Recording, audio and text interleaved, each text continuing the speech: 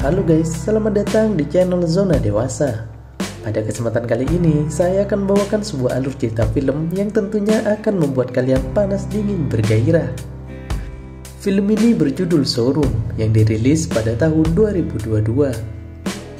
Menceritakan tentang agen properti cantik yang memberikan bonus plus-plus bagi setiap nasabah yang membeli propertinya. Bagaimanakah keseruan ceritanya? Tanpa berlama-lama lagi, yuk langsung saja kita simak alurnya.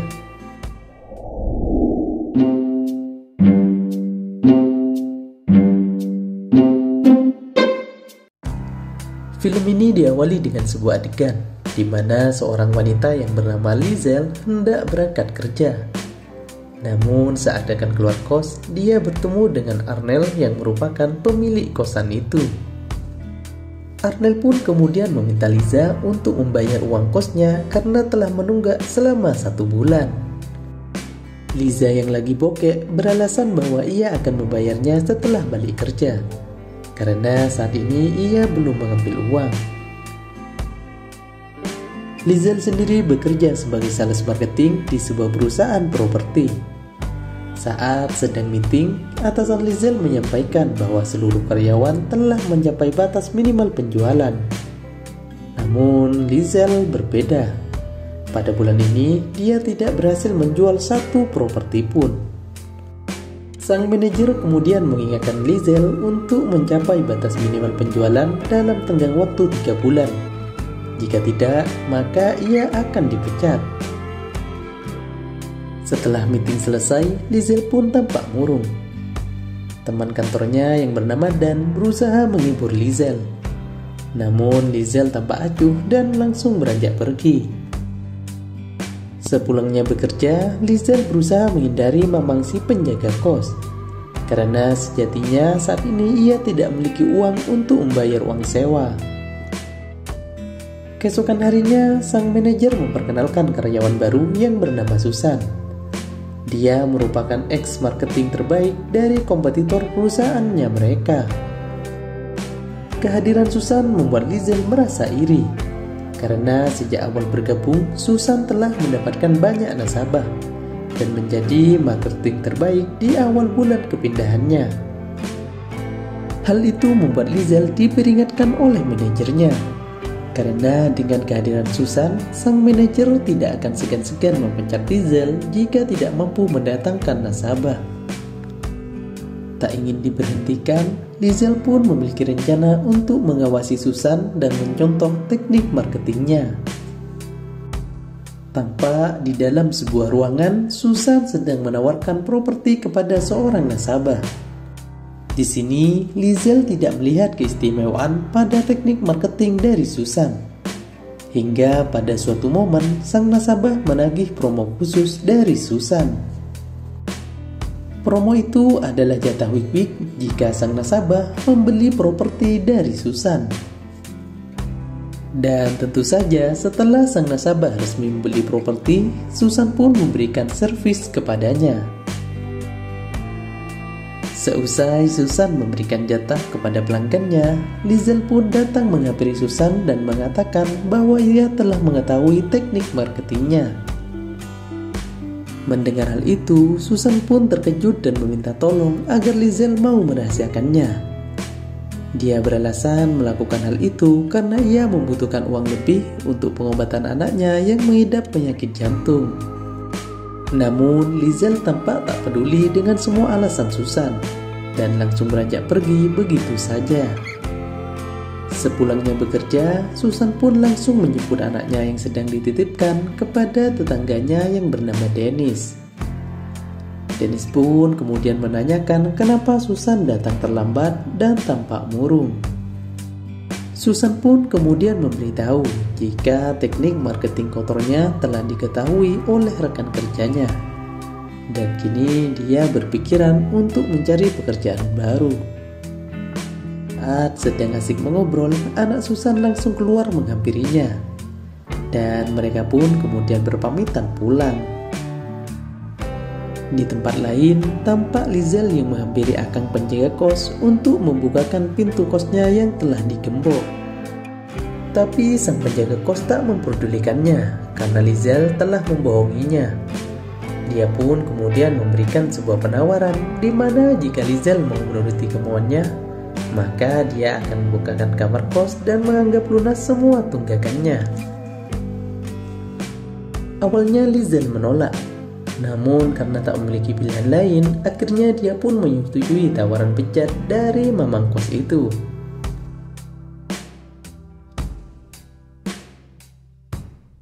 Di malam harinya, Lizel minum di sebuah klub malam untuk menghilangkan stres. Karena sampai saat ini, ia belum mendapatkan satu nasabah pun. Dalam keadaan putus asa, si Lizel melihat seorang cowok tampan yang sedang minum di sebelahnya. Dia pun kemudian meniru trik marketing kotor ala Susan untuk mendapatkan nasabah pertamanya. Dan usaha tersebut terbukti membuahkan hasil, di mana keesokan harinya pria tersebut membeli 3 unit apartemen sekaligus. Liza pun menepati janjinya untuk memberikan jasa plus-plusnya. Sekembalinya ke kantor, rekan-rekan Lizel menyanjungnya karena hanya dalam kurun waktu beberapa hari dia telah mencapai target penjualan. Tak lama berselang, Susan pun kemudian menghampiri Lizel. Dia yang sadar jika Lizel juga melakukan trik yang sama, mengajaknya untuk tutup mulut dan bekerja sama. Namun Lizel yang masih iri dengan pencapaiannya Susan lantas menolak ajakan tersebut dan menganggap Susan sebagai saingan utamanya untuk menjadi top marketing. Hari terus berganti, Susan dan Lizel terus bersaing untuk mencari nasabah dan meningkatkan penjualan. Hingga pada suatu momen, mereka berdua tak sengaja bertemu di klub malam saat sedang menemui nasabahnya masing-masing. Di sana mereka mengaku tidak saling mengenal satu sama lain. Saat sedang asik mengobrol, Lizel dengan licik menumpahkan minuman ke pakaiannya Susan. Dan di saat Susan pergi untuk membersihkan pakaiannya, diam-diam Lizel memasukkan sebuah obat ke dalam minuman Susan.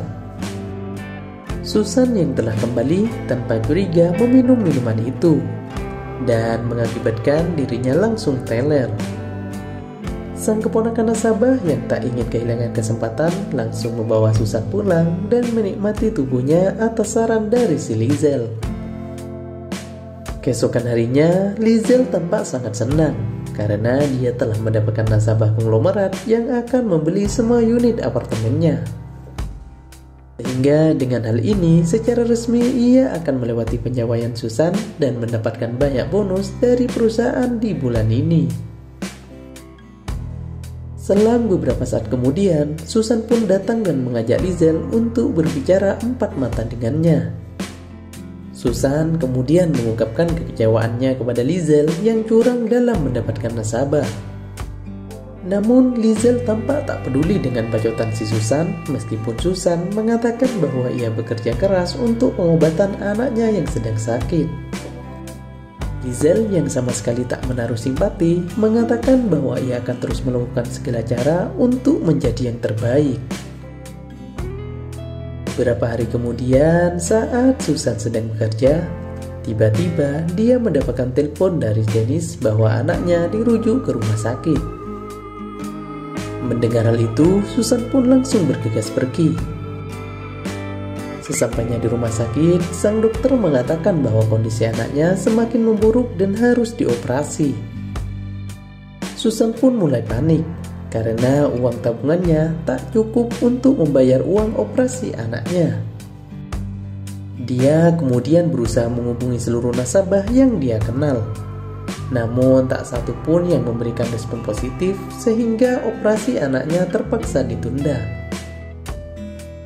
Beberapa hari kemudian, kondisi anak Susan semakin kritis, sehingga dia merencanakan jalan pintas untuk mendapatkan uang. Susan pun mendatangi tetangga kosnya yang berprofesi sebagai supir taksi.